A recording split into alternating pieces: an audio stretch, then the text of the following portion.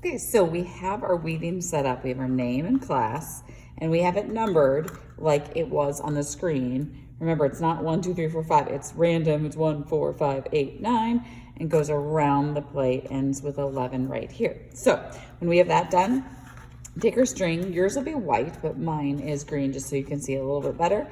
Taped it onto the back of the plate. Everything so far is on the back of the plate. And then I put it through slot number 1. So it's now hanging in the front of the plate. Now I need to look for 2. It's not right next to it. It's actually way over here. So I'm going to take the plate, I'm going to mark it with my finger, flip it over and bring this down and put it through that little slot.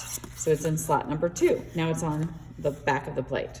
Now I'm going to go from 2 to 3. So I got to find the 3. 3 is right here. So on the back of the plate, this is my big hint for you guys. On the back of the plate, the yarn never goes across the plate. It always goes right next door. So 3 is right next, so I put 2, 3. Now it's hanging in the front, which means 4 should be across. Yep, 4 is way over here. So I'm gonna mark it, take it across, and put it through 4. So we're on 4. Now 5, should it be over here? No, it never goes across the plate, the back of the plate, only the front of the plate. So it goes to 5. Put it through this little slot here, and then 6 should be right over here. 6. Now, to me, it's starting to look like cat whiskers, right? If you're doing cat whiskers, you're okay. So I'm on 6, 7's next door, and you just keep following your numbers. 6, 7, 8, 9 is next door, 10 should be across. Yep, there it is. 11, we have this side of the plate filled up. We have 2 more numbers across. And it's okay, sometimes there's a little triangle here. That is okay, it'll disappear later. 12, and then we have 13. So the front of the plate should look like this. The back of the plate should look like this. If you have any problems, come talk to me.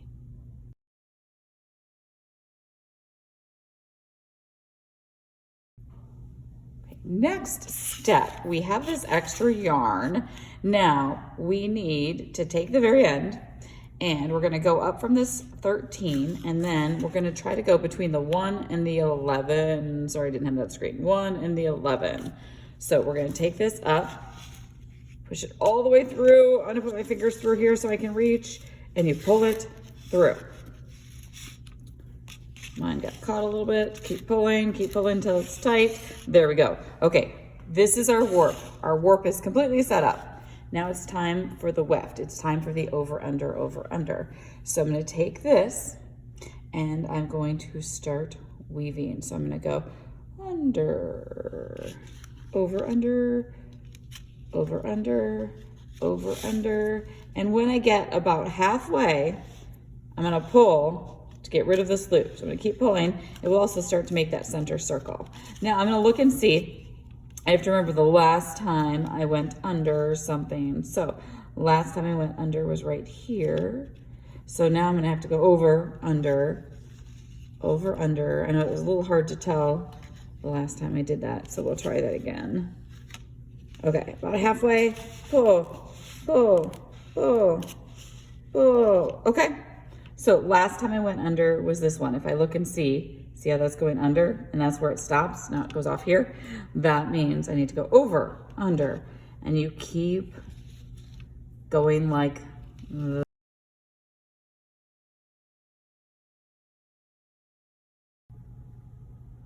Okay, we are done with the first color. So yours will be white, mine's green. So when we're done, I'm just gonna take this end. It's gonna always stay on the paper plate. So I'm just gonna tuck this underneath. Okay, then the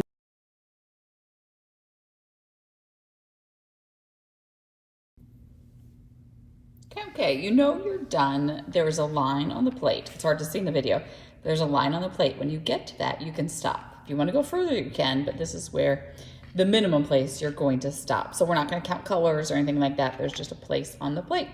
When you get done, you have the option of adding beads and feathers. Beads and feathers will not improve your grade. They will not hurt your grade. It's just if you want to add them, if you like that idea. If you do want to add them, you're going to take any color you want, cut, and you can cut this to whatever size you would like.